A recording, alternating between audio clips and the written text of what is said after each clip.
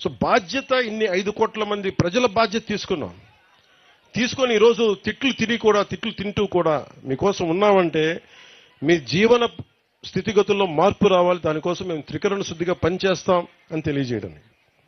అలాగే దీన్ని అనంతగిరి అంత ప్రాంతానంతా మనం ఊటీగా పిలుచుకుంటాం. దీన్ని ఒక్కొక్క చోట చూసి ఎంత సుందరంగా ఉంది. మనం విజయనగరం వెళ్ళినా కానీ, సాలూరు ప్రాంతానికి వెళ్ళినా, మనం పార్వతీపురం వెళ్ళినా కానీ, మన్యం ప్రాంతంలో ఎక్కడ తిరిగినా చాలా అద్భుతంగా ఉంది. కానీ ఉన్నదల్లా సమస్య ఏంటంటే మనకి కొంత డిసిప్లిన్ కావాలి. టూరిస్టులు కావాలంటే వారికి కొంత బాధ్యత నేర్పించాలి. సో వీటి మధ్య అనుసంధానం చేస్తూ టూరిజం శాఖని డెవలప్ చేయాలి, టూరిజంని డెవలప్ చేయాలి. అలాగే నేను ఇందాక యూత్తో మాట్లాడుతూ ఉంటే నేను కుర్రాన్ని అడిగాను, గంజాయి ఎక్కువ పండుతుందా ఇక్కడ, గంజాయి ఎలా ఉంది అన్నాడు. అంటే ఆహా చాలా సూపర్ అన్నా అన్నాడు. నేనన్నా ఇంత ఓపెన్గా చెప్పేస్తున్నాడేంటి, గంజాయి సూపర్ ఏంటన్నావు అన్నాను. అంటే ఏంటన్నా గంజాయి అన్న, లేదన్నా ఎంజాయ్ అన్నాను. అంటే ఏంటి ఉద్దేశం అంటే నేను వచ్చినందుకు ఎంజాయ్ చేస్తున్నావా అని అడిగినట్టు వినిపించిందంట. లేదన్నా నువ్వు అడిగితే నువ్వు ఎంజాయ్ చేస్తున్నావు అంటే ఎంజాయ్ చేస్తున్నా, గంజాయి కాదన్నా. 2017లో నేను తిరుగుతున్నప్పుడు యువతని చాలా మందిని మాట్లాడారు. మనకి అరకు ఏఓబి బార్డర్లో కానీ మొత్తం అరకు ప్రాంతం అన్నింటిలో మాట్లాడితే అందరూ అడిగింది ఏంటంటే ఎందుకు చేస్తున్నారు ఇవన్నీ అని అడిగా. అన్న మాకు డబ్బులు సంపాదించిన వేరే మార్గాలు ఏమన్నాయి చెప్పన్నా మాకు.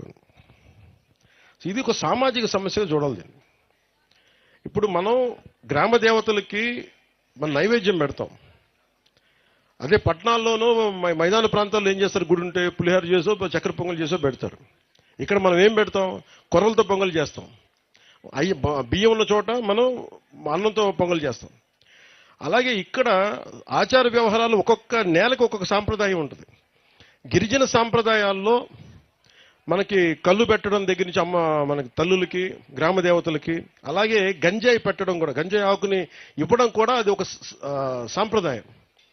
అలాంటి సాంప్రదాయాల కోసం పెంచుకున్న ఈ గంజాయి మొక్క, ఇది సమస్య ఏమైపోయిందంటే అది సంస్కృతి వరకు ఉండిపోతే పర్ల, గిరిజన ఆచార వ్యవహారాల వరకు ఉండిపోతే ఇబ్బంది ఉండేది కాదు.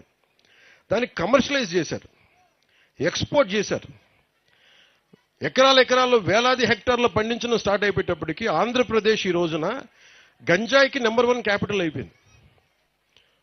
మనం అనుకోవచ్చు ఏం జరుగుద్ది, గంజాయి మనకు మొక్కేస్తాం పోద్దంటే. దీనివల్ల ఏం జరుగుతుంది అంటే చాలా మంది యువత పాడైపోయి తాగేసి చిన్నపిల్లలకి చాక్లెట్ల రూపంలో ఇచ్చేసి, మొన్న ఈ మధ్యన